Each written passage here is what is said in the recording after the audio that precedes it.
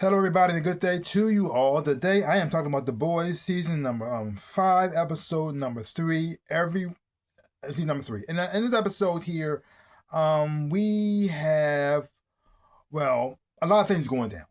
We have Homelander having a breakdown because he's been rejected by every father figure that he has in his life.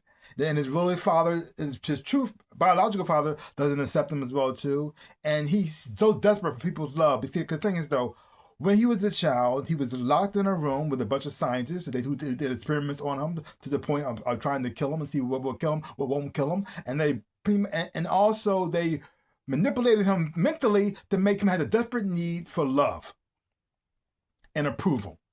Because even though he could have killed all of them and escaped, he didn't because he wanted their love and approval, and they nurtured that. And now you got this man in front of you, a baby. Even though he's a grown man, he still had the mindset of a child, desperate for their approval for others and the love from others as well too. And now he woke his father up and his father rejected him because his father thinks he's just using him to pretty much to kill him and see the virus will kill him or not. But the thing is, though, he didn't actually want Soldier Boy to get affected. He just wanted him to find Billy Butcher and all of them, and then call him, and then together as a father and son, demo take them down. They had to, and he can show his dad, look, see that I'm tough too. Don't you love me now? And that's what he thought was going to happen, but no. His dad went out there anyway, and then he got exposed, and so now you got the conflict going on here as well too. And I really do like the acting between these, two actors with Anthony Starr and also Jensen Ackles as well too. And every time Jensen Ackles, I really do enjoy his performance as well because he does get those comedic lines and stuff like that as well, and he delivers them perfectly. But I also like how you interact with other people as well, especially with him and his son, because and also very interesting because Anthony Starr does an amazing job because he has his father. He pretty much like redeemed him in the public eye, and he pretty much made him a hero again in front of everybody. And then we saw him get all this praise and affection, something that he's desperate for. He had to say, and he's my dad, and that's to say, look, because he's so great, I'm great too, just like my father. So you can love him and me, right? You love me too, right? And it's sad, but at the same time, it's acted is done so perfectly as well. And so having him have that breakdown where he's seeing, uh, where he's seeing Madeline appearing to him as an angel, telling him how he's going to become great. This is love is Jesus. Oh my gosh, it's insane, and it's so weird that this show was shot a while ago. And even though these things have already been done already been shot and everywhere, it's reflecting what's going on now. It's like it's so weird. Sometimes the thing would be like a satire or a comment of politics and stuff that was going on in the world. But now it just feels like we're just doing the world now. It's so weird now. I'm not sure that's a good thing or a bad thing, or like the world caught up with the boys, and now art I'm not sure art is intimidating life or life is intimidating art. I don't know what's going on because this show was already shot before, so that means they were ahead of this before it even happened, and then it happened. And I just well, that sucks. Uh, well, yeah. Now, even though I'm enjoying the show and the performance from everybody, the only person I'm having the most trouble with is Kimiko. Now, it's weird that Kimiko was better the person who plays Kimiko does Kimiko was better when she wasn't talking, but now that she's talking, because the thing is though, it's not that the acting is bad. There are moments in here where she's not trying to make her be funny or kind of silly, but she actually has some serious moments. But she with Frenchie, they had some dialogue between them two, but especially when that moment about having children and stuff as well too. That actually felt real. I felt something there. But most of the time they have her doing these stupid jokes, and it seemed like it made her dumber as a person. Which is I don't blame the actor for this. I blame the writers for this. I just why would you do this? Like all her progress seemed to have been rolled back. Like this, I know she couldn't talk for a long time and she learned how to speak, but she was around people. She didn't grow up in a cave. So this like this she been around the boys for a long time. She knows how to act and what to say and what not to say. I mean, she hears conversations all the time. She doesn't like knew the words. So I just why is she talking this way? I don't know why she acting this way. It makes no sense at all. I mean, the first time it happened, the first episode, I didn't care about. It didn't bother me that much. But now that it's, and I thought it was like a one-off thing. But now that it's now it seems like going to be a continuous part of her character. And it's just why are we doing this? I don't understand.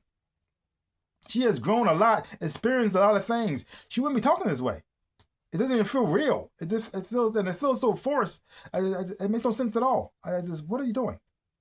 Yeah. Ah. Wow. So, but other than that, I'm enjoying the show. Enjoying that, especially I enjoyed the moment between Edgar and Mother's Milk, and especially talking about capitalism and stuff as well too. I thought it was very interesting topic as well too, which just kind of reflects a little bit of what's going on in the world as well. Yeah, so that also sucks as well too. But and I also heard a lot of people talking about the whole Huey and Starlight and their chemistry on screen. A lot of people say they don't have any chemistry on screen, and I don't believe that. I think they do have chemistry on screen. I think the chemistry. I think that the problem is this.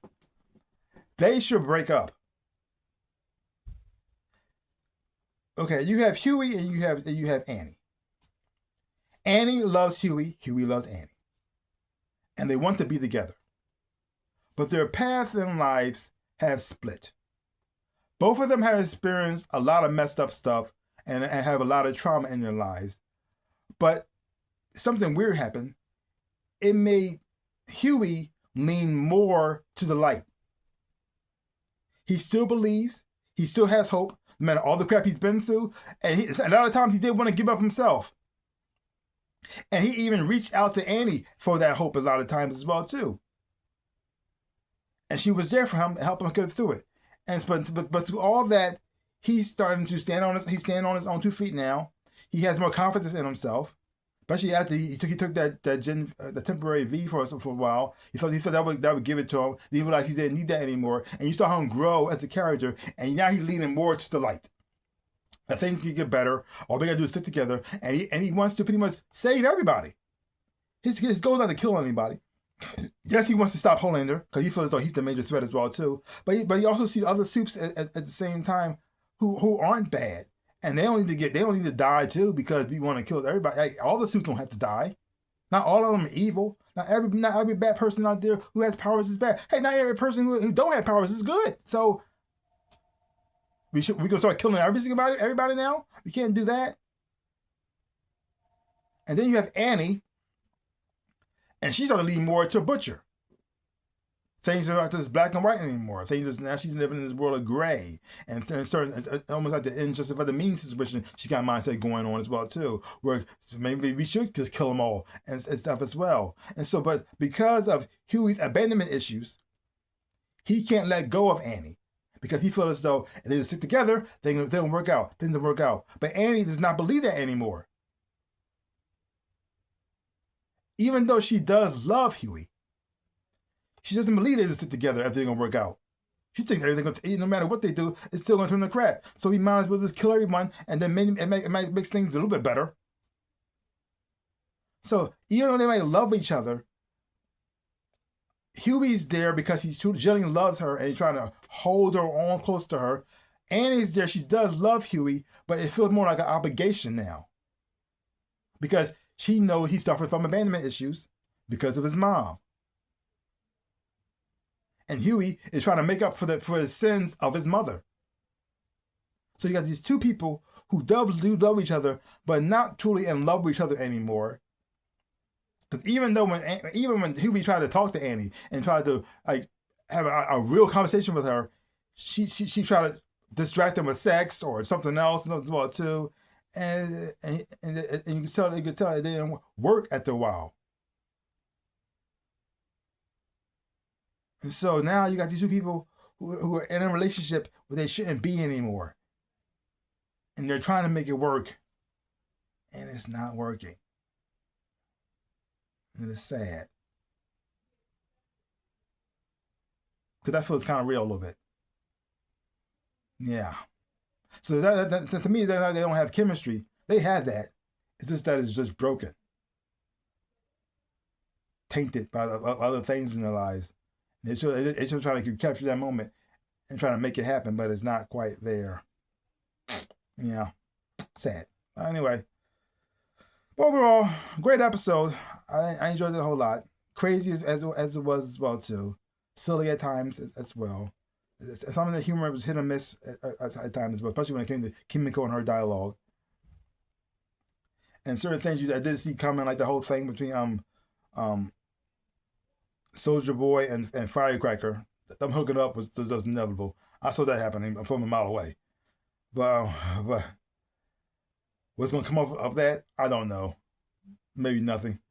But either way, it was interesting because it also gave Soldier Boy a little more of insight on who Homelander truly is. Because he figured Homelander thinks he's better than him and looks down on him. But when Firecracker said no, he looks up to you, dude. You see how he looks at you. And he said, huh. Now, what are you going to do with that? I don't know. I doubt he's going to become father and son. That's not going to happen. But, and then also seeing how Homelander reacted to his son as well, too, I thought was very interesting as well. Especially, it kind of reminded me a little bit of a Homelander moment with Invincible. But it's different because Homelander is so much of a narcissist. When he sees Ryan there in front of him, in his mind, he comes back to apologize for hurting me. Not for what he did to him, to cause him to leave and run away. No. It's what Ryan did to him and how he hurt his feelings. And when Ryan did not do that, and when he asked him about what he did to his mother, and then he tried to justify what she did, knowing that he's lying, like that did not end well. But he's not so far gone that he killed his son. But at the same time, he was still willing to hurt him pretty bad as to put him in his place. Oh well. So leave your comments down below. Let me know what you thought of this episode of The Boys. If you haven't watched it, check it out for yourself. Hopefully you're watching, you will enjoy having watching it too. Give my channel hit the thumbs up, shaboop, and subscribe to my channel and share. I would really appreciate it. Also, links down below. Connect my social media. You want to follow me there. I would really appreciate it as well too. Also to my stores. Well, I did little shops, a Redbubble shop, a Teespring, and a TeePublic, where I sell shirts and socks and all other different things and whatnot. Check it out for yourself. Hopefully you see something you like. You buy some stuff too. I would appreciate it. Like I always say, in my dreams of a life, I am the Ninja Rabbit. Peace out, peoples.